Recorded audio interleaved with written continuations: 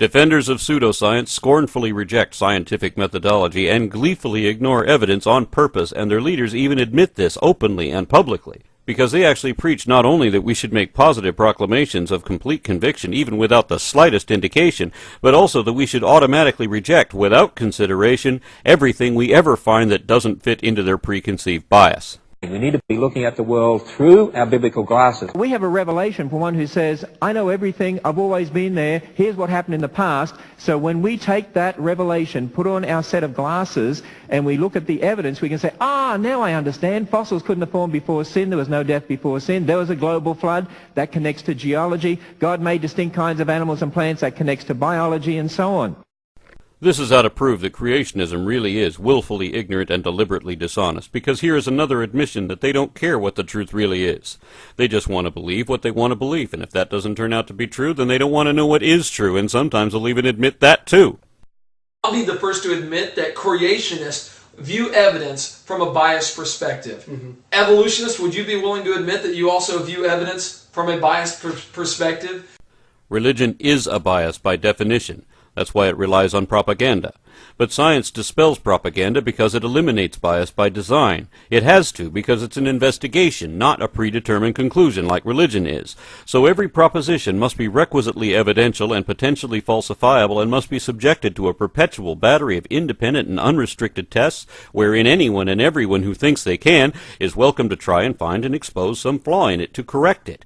Creationists won't subject their beliefs to any of that because they're not interested in finding out what is really true. They want to defend their preferred beliefs, whether they're true or not. Look, the bottom line is, the creationist answer is God just did it that way. That's good enough for me, man. That's good. We don't need science to back us up. No, you know what I think... And that's the thing about the biblical view.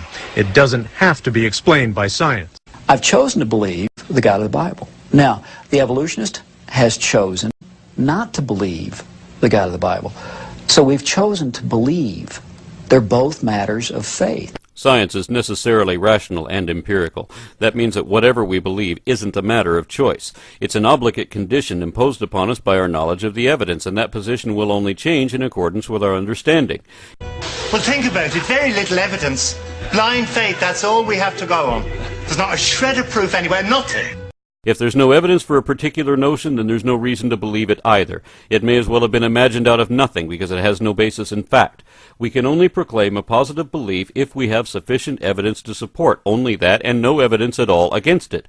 Even then, we can only accept it tentatively, because if future evidence ever confirms that we were wrong all along, then we'll be forced to change our minds accordingly, even if we didn't want to. Defense of faith doesn't work that way. It relies instead on apologetics, the branch of theology concerned with the mandatory promotion and reinforcement of faith in a particular religious doctrine, and the obligate defense of that belief by systematically rationalizing or denying any or all arguments that may ever be laid against it. Let me explain how it works. It's really quite easy. God did it explains everything by explaining nothing. Since magic is exempt from all the rules of nature or logic, they think that means that anything that seems impossible somehow proves them right. Conversely, anything and everything that might imply otherwise can be immediately dismissed as a knee-jerk reaction with the phrase, "That doesn't prove anything." Virtually all anti-science apologetics are composed of variants of these two thoughtless comments, in addition to the usual propaganda of inflammatory emotional pleas, tall tales, petty bigotry, incredulity, and appeals to authority. No matter how scientific, how commonly believed, or how apparently workable or logical it may seem, no evidence of any sort can be considered if it contradicts their sacred stories, which they insist must take priority in the event of any apparent conflict. Their position is wholly dishonest, and its everything science isn't, because it's an a priori position which must never be seriously questioned, corrected, or rejected. They have to defend their preconceived notions because they're forbidden, on pain of a fate worse than death, to even consider that they could be wrong, and they must maintain that belief no matter how wrong they obviously are. Even when they know they're wrong, they still have to make believe anyway. Their position is the definition of a closed mind. It is not a search for truth. For the remainder of this program, we're going to put you right here, where I'm sitting, in the juror's box.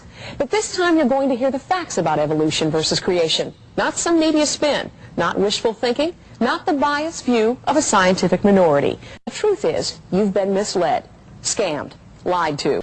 There's no rational need for apologetics, and science rejects it. We don't hold evolution sacred. We defend it only because it is evidently true. Superstitious politics have made evolution an icon necessary in the defense of the scientific method, which is the real target of religious fundamentalism. But their underhanded attempts to undermine science is also eroding their parent theology more so than atheism ever could, because if you have to lie to defend your truth, then it was never really truth to begin with. And creationism obviously is not like the truth and does not like the truth. That's also why they don't like free speech. Where science invites critical inquiry and peer review, apologetics depends on one-sided assertions based on nothing and defended only by censorship. For example, if you Google questionevolution.com, either on the web or in the Talk.Origins newsgroup, you'll see that, to their credit, their webmaster once agreed to host a link to an off-site collection of rebuttals from the evolutionary perspective. However, despite this, several months later, his homepage still said these questions remain unanswered by the evolutionist. So we pressed him about correcting that error, and he said he would when he had the time. But that was several years ago, and his site still tells the same lie. All he did was quietly remove the links to all our answers so he could pretend they didn't exist, rather than correct his false accusations. For another example, someone still stupid enough to promote Kirk Cameron actually bought a domain named after me, with all the tags applicable to me, in an obvious attempt to redirect search engines looking for me. Of course, there's no way to post comments to that site, nor to contact them to correct it. So they use that page to post idiotic falsehoods deliberately misrepresenting my position. It's so crazy that on some level they have to know how wrong that all is. But they don't care about accuracy, and we've already heard them declare they don't care about evidence either. They've assumed their conclusions without it and admit they'll never change their minds because of it, but sometimes they'll contradict themselves and pretend otherwise if they think they have a few facts on their side. We have footprints of humans with dinosaurs in Dakota. We have dinoglyphs from Lake in the Woods in Ontario all the way down to Peru. The dinoglyphs being drawings native of drawings, dinosaurs. Right, just like there are native drawings of all kinds of fantastic creatures. Yeah, but these aren't fantastic. They're consistent, and it's not because I don't know something. It's because I know something. I'm a creationist. What this creationist doesn't know is that he has just cited known forgeries as evidence. Many of the famed Ica stones have been recently created and artificially aged as part of a hoax financed by a Peruvian dentist seeking to defraud gullible tourists. Some of the hucksters involved have even confessed to their part in this crime. Even other creationists reject this, including cryptozoologists, the ones who most want to believe in the persistent existence of extinct paleofauna. Even they say they can prove that these artifacts aren't really ancient depictions of dinosaurs. AnswersInGenesis.org, a leader in the apologetics resistance against science, admits this too. Fundamentalists have never exposed a single evolutionary fraud or scientific conspiracy since their mindless movement began, but they perpetuated many of each.